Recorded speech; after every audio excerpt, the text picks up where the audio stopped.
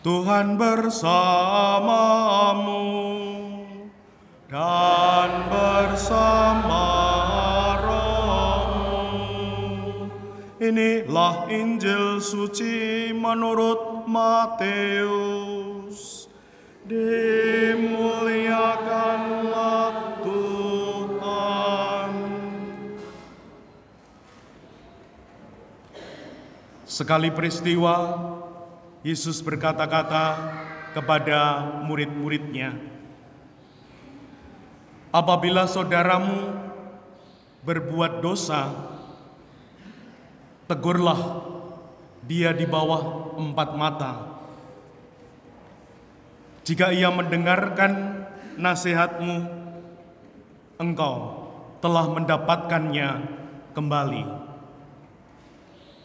Jika ia tidak mendengarkan engkau, bawalah seorang atau 2 orang lain, supaya atas keterangan 2 atau 3 orang saksi, perkara itu tidak disangsikan.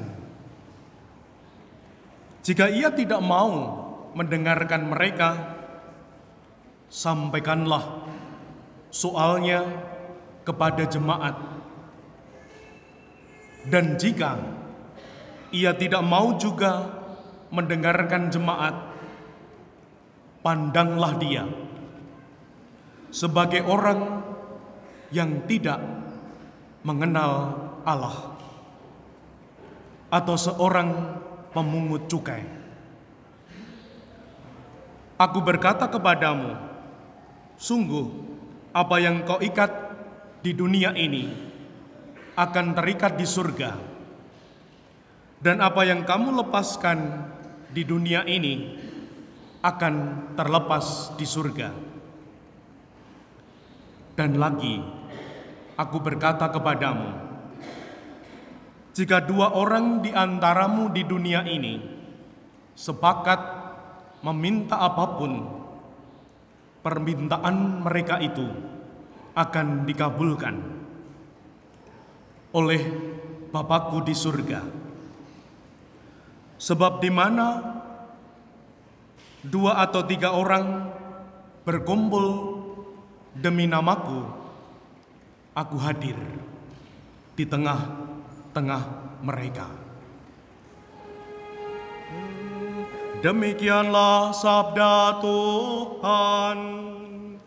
Terpujilah Kristus.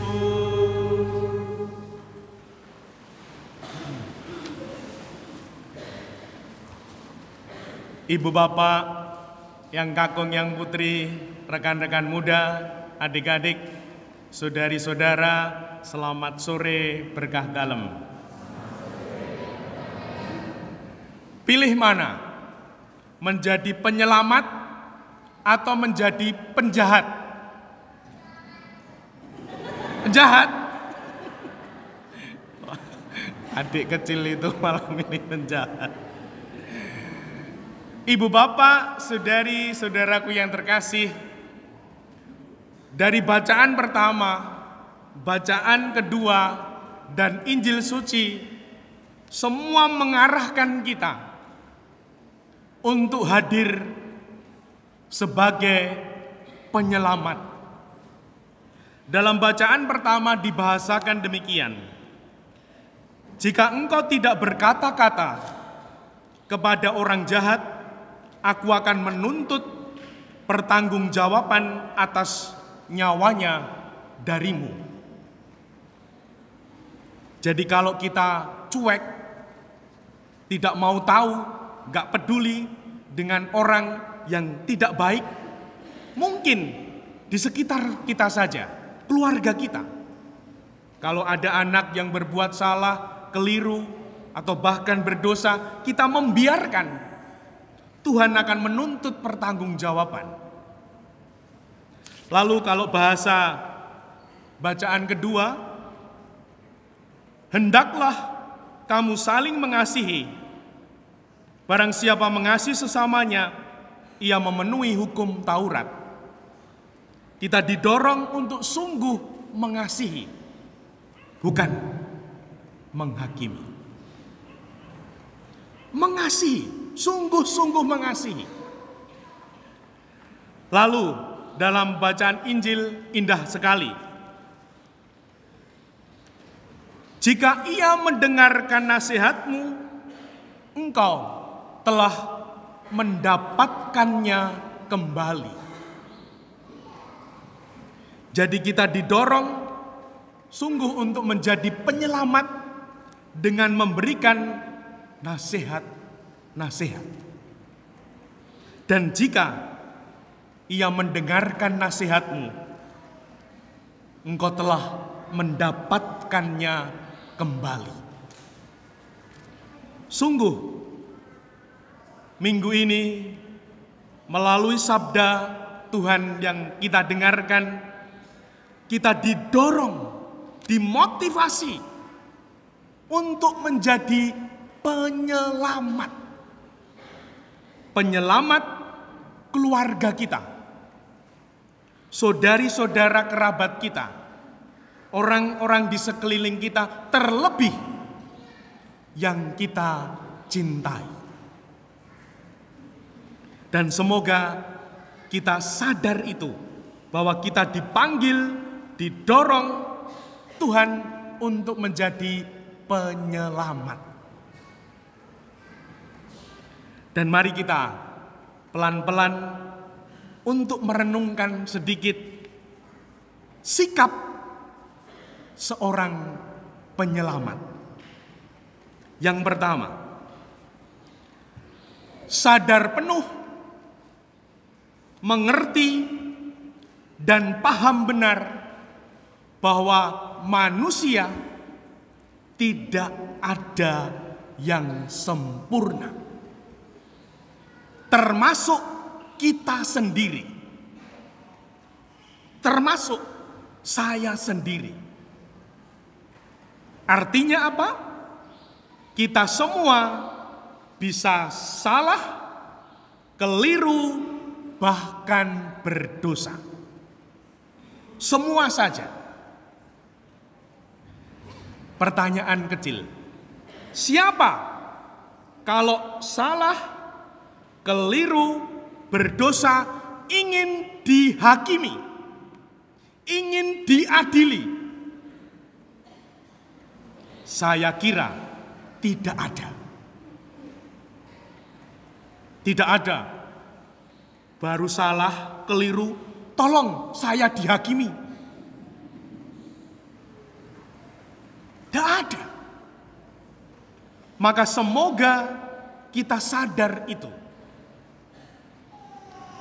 Ketika tahu, melihat keluarga kita mungkin keliru, salah, atau bahkan berdosa, semoga ojo kesusu menghakimi, ojo galak-galak. Tuhan melalui Injil suci ini, bawalah 4 mata. Kalau tidak, bawalah orang lain. Kalau ngasih ngeyel, bawalah kepada jemaat. Kalau masih ngeyel juga, pandanglah dia.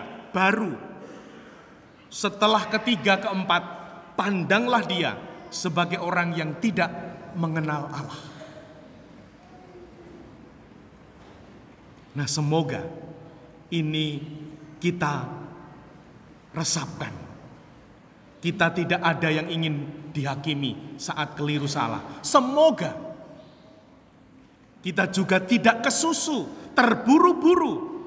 Ketika ada yang salah, tunjuk, hakimi, adili. Semoga tidak. Yang kedua, kita didorong Tuhan melalui sabda Injil suci ini di bawah 4 mata, lalu 6, 8, lalu baru jemaat. Artinya apa? Memberi kesempatan. kesempatan istri, suami, anak untuk memperbaiki diri, untuk bertumbuh,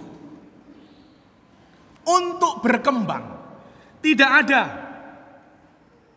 orang yang latihan entah apapun, latihan masak, latihan sepeda, latihan berhitung, latihan membaca, langsung bisa. Coba bayangkan kalau kita punya ibu, bapak atau guru salah langsung dihakimi. Tidak ada orang akan pinter.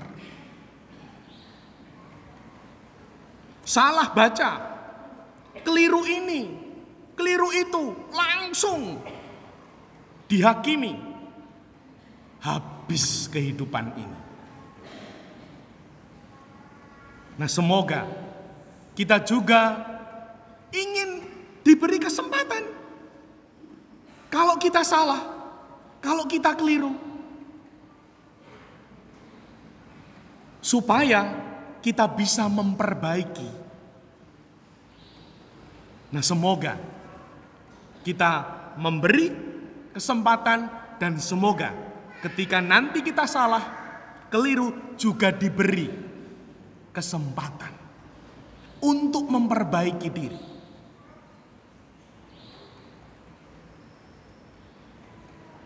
Yang ketiga,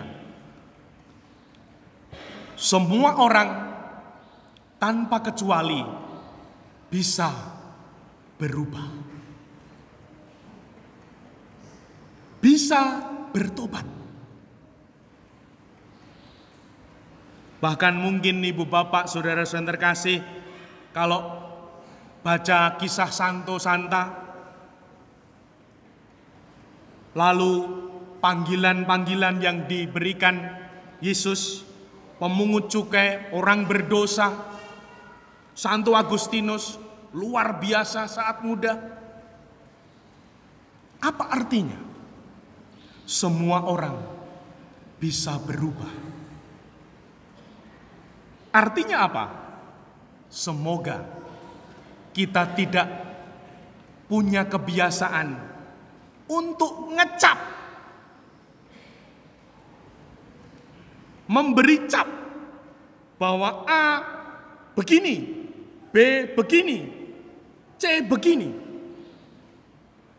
Karena apa? Karena bisa berubah. Bahkan bisa lebih baik daripada kita. Bisa sekali. Maka jangan kesusu untuk ngecap. Hati-hati. Kalau kita sering ngecap, jangan heran kita juga akan dicap. Pribadi yang suka ngecap, suka menghakimi.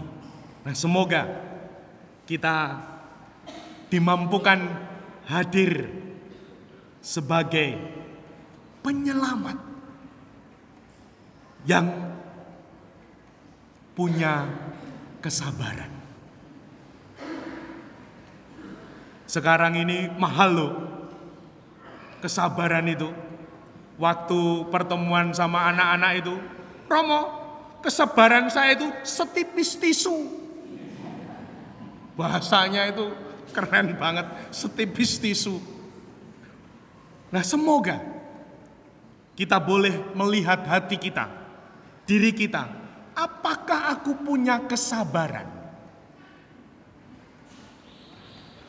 Yang kedua, apakah aku punya kelembutan? Aku ini bojo galak atau bojo yang lembut? Romo galak atau Romo yang bisa sabar, lembut? Kita tidak usah lihat kanan kiri, lihat diri kita sendiri. Aku ini bisa sabar, bisa lembut tidak?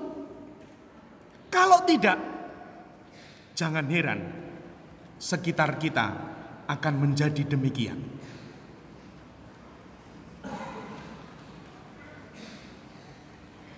Dan yang ketiga, apakah aku punya kemurahan hati yang bisa berbelas kasih,